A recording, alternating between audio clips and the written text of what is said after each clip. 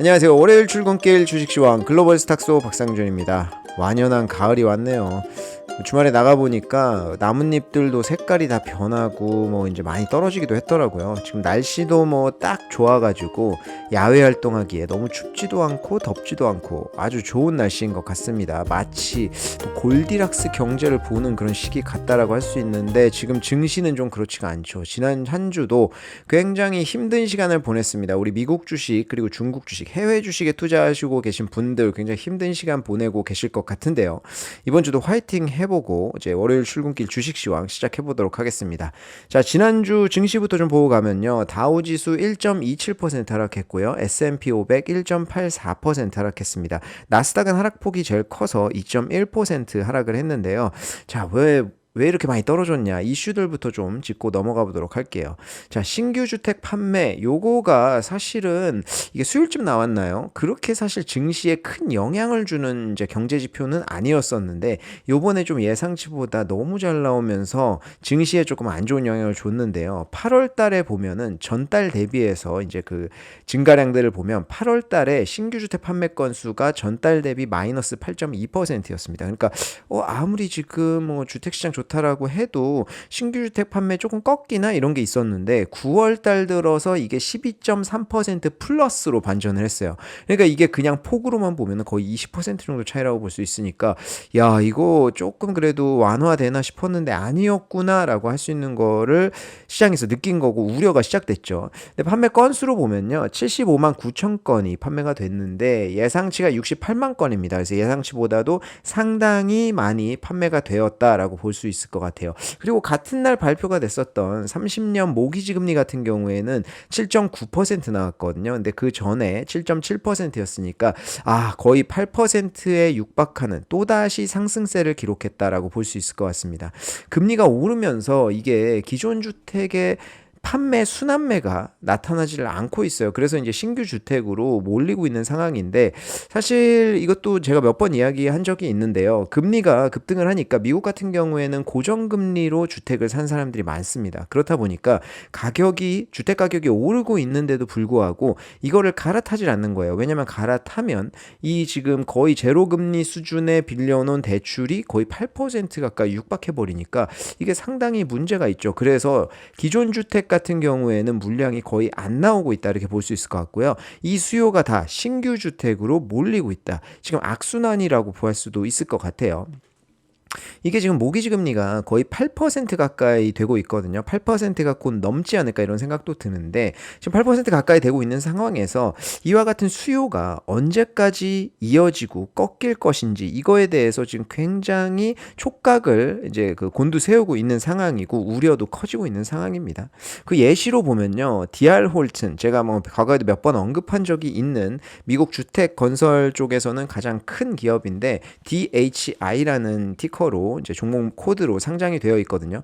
이게 최근에 주가 변동이 꽤 있는데요. 신규 주택 판매가 잘 나왔다라고 하면 수요도 잘 나오고 건설 쪽 신규 주택을 계속 짓는 이 기업들은 앞으로도 매출 꾸준히 오를 것 같다라고 흔히들 생각할 수가 있잖아요. 근데 최근에 주가 흐름을 보면요. 시장 금리랑 똑같이 움직입니다. 시장 금리가 올라가면은 주가는 떨어지고요. 시장 금리가 떨어지면 그날 또 주가가 올라요. 그러니까 지금 중장기적인 어떤 매출이라든지 그런 것보다는 지금 당장의 금리에 따라서 앞으로 이 주가가 어떻게 될 것이냐에 대해서 지금 단기적으로 좀 평가하고 있다 이렇게 볼 수 있을 것 같아요. 그래서 지금 같은 경우에는 DR 홀튼이 앞으로 매출 좋고 이렇게 될 것 같다라고 생각할 수 있어도 금리의 변동에 따라서 주가가 단기적으로는 굉장히 변동될 것이다라는 것을 우리가 좀 인지를 하고 가야 될 것 같습니다.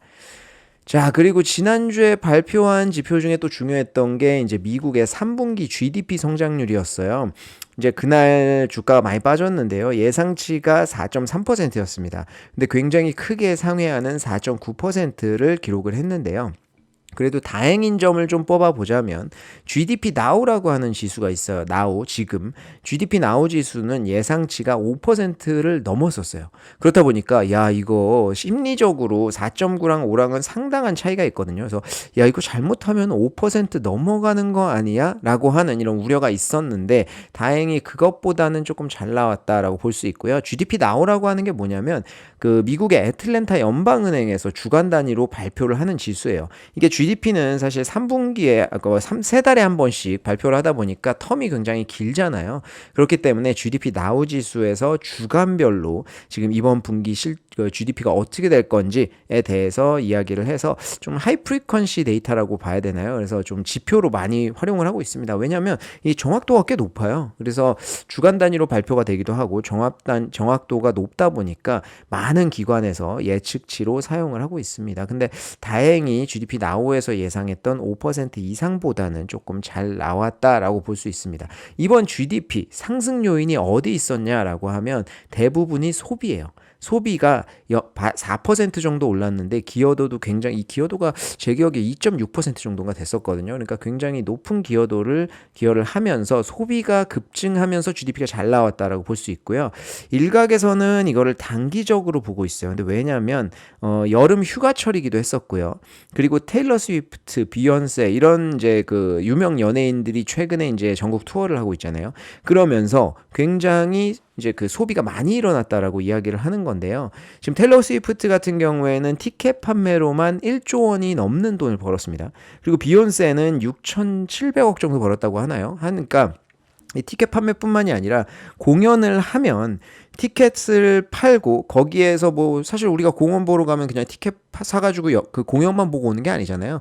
가서 이제 뭐 먹기도 하고 그리고 또 이제 공연을 하면 거기에서 단기적으로 이제 인력들 채용해야 되고 이런 것들이 있기 때문에 1조 원이 넘게 티켓을 팔았다는 것은 실질적인 경제 효과를 보면 6조 원이 넘어간다 이렇게 보고 있습니다. 그렇기 때문에 지금 미국에서는 테일러 스위프트, 뭐 스위프트 이코노미 뭐 이렇게까지 표현을 하던데 굉장히 이제 그 경제에 기여하는 바가 크다라고 보고 있습니다. 그래서 이 테일러 스위프트랑 비욘세 그리고 또 우리 바베나이머라고 바비랑 오펜하이머가 이제 그 그러니까 박스 오피스를 굉장히 높였잖아요. 그래서 이런 것들이 단기적으로 영향을 줬다라는 거예요. 그래서 뭐 비욘세 같은 경우에는 4분기에도 계속 이제 투어를 돌 것으로 예상은 되지만 이런 것들이 계속 이어질까에 대해서는 의구심이 있는 거예요. 그래서 일각에서는 3분기에는 지금 예상치보다 확 뛴 GDP가 나왔지만 이게 4분기부터는 침체될 것이다. 그리고 2024년 내년도까지도 이어질 것이다. 이렇게 좀 보고 있습니다. 그래서 사실 GDP가 잘 나왔다라고 해서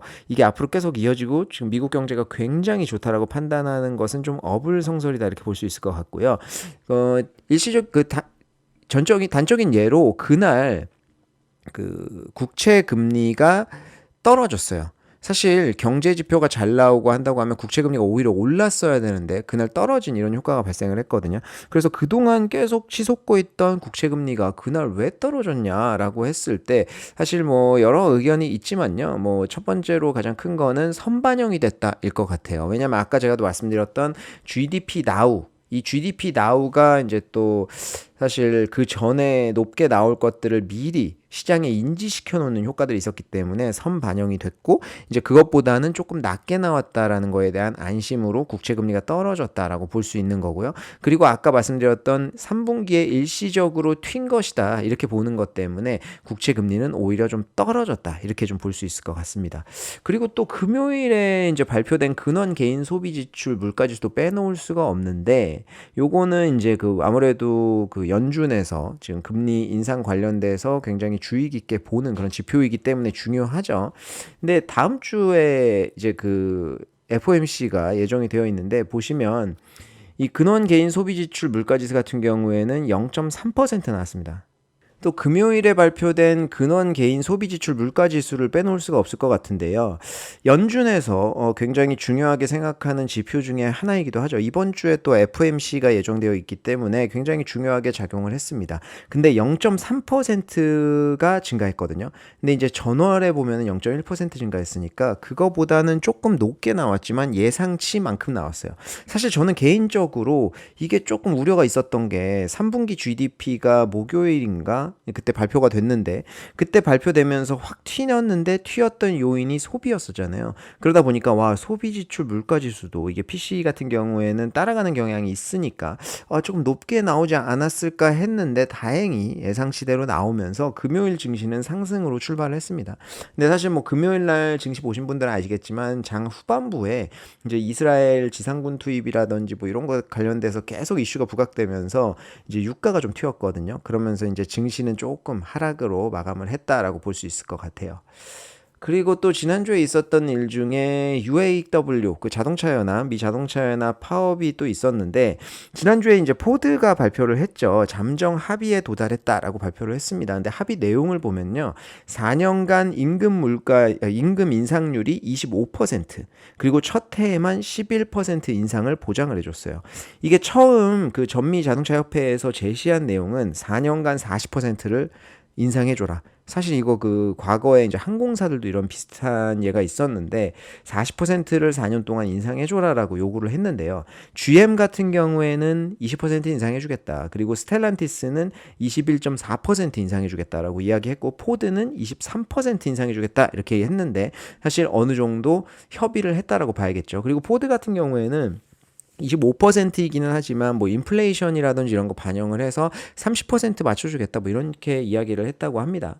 근데 이게 이제 그 전미자동차협회에서 잠정 합의안을 검토하는 데 시간이 좀 걸릴 것 같아요. 그래서 공장을 언제 재개할 것이냐 이 시점에 대해서는 아직까지는 좀 불확실한 상황이고요. 지금 한 6주째 이어지고 있는 파업이니까 이 포드 같은 경우에도 사실 그 잠정 합의를 한다는 것 자체만으로도 굉장히 호재가 됐었고요. 그날 주가가 제가 기억하기로 3%대인가 4%대 올랐던 것 같아요. 그래서 GM이랑 스텔란티스도 이제 기대감이 좀 상승을 하고 있는 상황입니다. 근데 조금 우려가 되는 것은 이게 그 잠정 합의안 발표 전에 GM도 이제 그 GM의 텍사스에서 이제 XUV 만드는 공장이 있거든요. 거기서 다시 파업에 동참하겠다. 이렇게 이야기를 했어요. 그래서 잠정 합의는 잠정 뭐 포드랑 하는 거니까. 근데 GM 같은 경우에는 조금 상황이 악화되는 것 같고요. 그리고 GM의 SUV 사업부는 마진이 굉장히 높은 사업부 중에 하나예요. 그렇기 때문에 타격이 조금 있을 것 같다라고 보고 있습니다. 그리고 지금 이제 아무래도 포드에서 잠정 합의를 한다고 하니까 그러면 GM이랑 스텔란티스도 곧 합의를 해서 마무리되겠지라고 하는 기대감이 조금 있는데 요거는 저도 사실은 원래 그렇게 생각하는 게 당연한데요. 조금 우려가 되는 면이 뭐가 있냐면 헐리우드 파업 기억하실 거예요. 그때 이제 작가 파업이 끝나면서 그러면 배우 파업도 어차피 요구한 내용 비슷하니까 곧 마무리되지 않겠어? 라고 하는 기대감이 있었는데 지금 배우 파업 같은 경우에는 조금 난항을 겪고 있잖아요. 그렇기 때문에 이게 어떻게 될지는 좀 모르겠어요. 그래서 좀 예의주시할 필요가 있고요. 그리고 또 게다가 이제 포드 같은 경우는 노조랑 원래 관계가 완만하기로 유명해요. 이 전에 있었던 파업이 40년 전입니다. 그러니까 노조랑 관계가 굉장히 좋은 데라서 좀 잠정 합의됐나? 이런 것도 있습니다. 그리고 또 지난주에 포드가 이제 3분기 실적 발표했잖아요. 실적이 괜찮게 나왔거든요. 그런데도 불구하고 이제 파업 영향으로 비용이 13억 달러. 우리나라로 치면은 이게 뭐야? 1조 5천억? 뭐 그 정도 든다라고 하니까 이거 너무 많이 들었구나라고 하면서 주가가 좀 하락을 했습니다. 그리고 이제 4분기에는 임금 인상 아까 이제 이번 올해에만 11% 보장해 준다 그랬잖아요. 그렇기 때문에 4분기에는 그런 영향도 조금 있을 거다라고 하는 코멘트도 나와가지고 주가에는 좀 안 좋게 작용을 했다. 실질적으로 4분기까지 주가가 조금 어떻게 될지 잘 모르겠어요. 어찌됐든 포드는 잠정 합의를 했지만 아직까지 완전 끝난 건 아니고 잠정 합의가 끝난다고 하더라도 GM이랑 스텔란티스는 아직은 좀 봐야 될 것 같다. 이렇게 말씀드릴 수 있을 것 같아요. 그리고 지난주에 있었던 이슈 중에 또 중요했었던 게 비트코인 이슈가 있는데 비트코인이 최근에 이제 계속 들썩이고 있습니다. 비트코인 제가 뭐 이제 코인 쪽의 전문가는 아니지만 저도 개인적으로 투자를 좀 하고 있고 관심도 있어가지고 항상 보는데 지난주에 있었던 일 중에 지금 비트코인에 있어서 가장 중요한 거는 현물 ETF 상장이잖아요. 요것 때문에 지금 기대감이 굉장히 상승되고 왔다 갔다 하는 상황인데 지난주에 iShares 그 블랙락에서 운영하는 iShares ETF에서 그 비트코인 현물 ETF가 이제 만들려고 하는 게 있거든요. 이게 미국의 DTCC라고 하는 홈페이지에 등재가 됐다라고 하는 게 이슈가 됐었습니다. 그래서 현물 ETF가 드디어 곧 승인이 나겠구나라고 하는 기대감이 고조되면서 ETF 비트코인이 많이 올랐었거든요. 근데 이게 DTCC 홈페이지가 마비가 되는 상황까지 발생을 한 거예요. 그래서 이제 등재를 내렸는데 이 DTCC가 뭐냐면 그 미국의 결제 청산소거든요. 그래서 이제 홈페이지에 등재됐다라고 하는 것 자체가 결제 대상이라는 얘기니까 그럼 곧 이 ETF가 출시가 될 거다라고 하는 이제 어떤 그 기대감이 나오는 거죠. 그래서 사실 뭐 등재를 내리기도 했고 아직까지 정확히 발표를 한 건 아니어서 뭐 현물 ETF가 나왔다 나온다라고 하기는 좀 그렇지만 기대감이 고조되고 있는 건 사실이에요. 그래서 저 같은 경우는 코인은 좀 잘 모르기도 하고 그래서 이제 구찌로 이제 투자를 하지는 않거든요. 그래서 이제 뭐 적립식으로 이제 부담되지 않는 금액으로 뭐 연금이다 치고 이제 매달 넣고 있습니다. 그래서 그렇게 크게 이런 이슈에 민감하지는 않지만 어찌됐든 지난주에 조금 이슈가 됐으니까 제가 좀 다뤄봤고요. 그리고 주말 사이에 나온 뉴스 중에 그 미중 회담이 성사됐다라고 하는 뉴스가 나왔는데 이게 좀 굉장히 중요한 것 같아서 이야기를 해보고 싶어요. 아마도 이제 11월 달에 있는 에이펙 정상회담에서 만나지 않을까 싶은데요. 이 성사됐다는 얘기가 나오는 것 자체가 어느 정도 물밑 작업이 끝났다라는 것을 좀 의미한다라고 볼 수 있고요. 그 미국 국채 금리가 지금 굉장히 변동이 심하잖아요. 그래서 증시에 영향을 많이 주는데 어찌됐든 이번 만남을 통해서 단기적으로 안정시킬 수 있다라는 기대감이 조금 고조된다라고 볼 수 있을 것 같습니다. 이게 중국하고 일본이 최근에 미국의 국채를 지속적으로 매도하고 있거든요. 근데 그 이유가 환율 방업 때문이에요. 지금 우리가 일본 많이 여행 가는 이유가 뭡니까? 일본 엔화가 굉장히 싸서 그렇잖아요. 그리고 그 위안화 같은 경우에 중국의 위안화 같은 경우에는 원화 대비해서는 크게 절하되지 않았는데요. 이거는 달러 대비해서는 절하폭이 너무 큽니다. 그렇다 보니까 미국 국채를 팔면서 이제 그 좀 환율을 방어하려고 하는 이런 목적들이 나오고 있는데 가뜩이나 최근에 이제 국채 금리 변동이 뭐 미국 자국의 어떤 이유로 많이 변동이 되고 있는 상황에서 외부적으로 중국이랑 일본도 국채를 팔아 제끼다 보니까 지금 금리가 계속 안정이 더 안 되는 이런 악순환이 이어지고 있거든요. 그래서 이번 회담을 통해서 이제 속내를 서로 원하는 것들을 교환을 했겠죠, 이미. 미국 같은 경우에는 중국이 이제 국채를 그만 매도하고 이제 좀 매수하자라고 하는 것을 원할 것이고요. 그리고 중국 같은 경우에는 이제 요번에 반도체 추가 제재했듯이 미국이 이제 제재를 좀 그만하고 이제 제재를 조금 완화해 줬으면 좋겠다라고 하는 요구사항이 있을 거거든요. 근데 이게 두 정상이 이제 만나기로 결정이 됐다는 것 자체가 어느 정도 얘기는 좀 됐다라고 볼 수 있을 것 같아요.